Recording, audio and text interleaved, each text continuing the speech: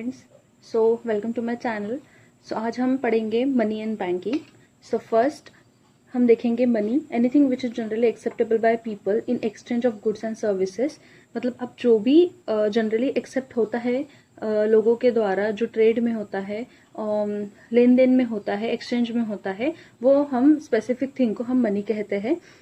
या फिर वो एक तो एक्सचेंज में भी हो सकता है या फिर रीपेमेंट ऑफ डेब्ट्स में। रीपेमेंट्स ऑफ डेब्ट मतलब फ्रेंड्स कि अगर हम किसी में पेमेंट करते हैं, हम किसी से लेन देन करते हैं पैसों की या फिर किसी की वो चीज़ की, तो उसमें हम उसे मनी कहते हैं।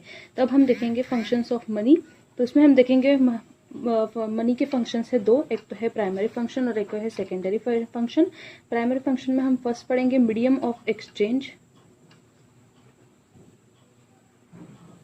मीडियम ऑफ एक्सचेंज, और उसमें दूसरा फंक्शन है दोस्तों measures of value. Measures of value हम इसमें सेकेंडरी में पढ़ेंगे स्टैंडर्ड ऑफ डिफर्ड पेमेंट,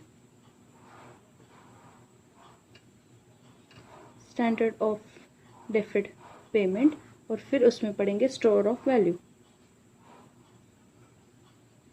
सब देखिए फ्रेंड, अगर हम फंक्शंस ऑफ मनी के बारे में बात कर रहे हैं, तो प्राइमरी जो फंक्शन है वो मीडियम ऑफ एक्सचेंज है। मतलब मनी एक ऐसी चीज़ है जिसे हम ट्रेड में, कॉमर्स में, और फिर या फिर रिपेमेंट ऑफ डेब्ट्स में एक मनी की एक एक्सचेंज की तरह हम मनी को यूज़ कर सकते हैं। मेजर ऑफ वैल्यू मतलब ये यूनिट के लिए दर्शाया जाता है फ्रेंड्स, कि हम इसे यूनिट में हम कितना मेजर कर सकते हैं, इसमें ये दिखाया गया है।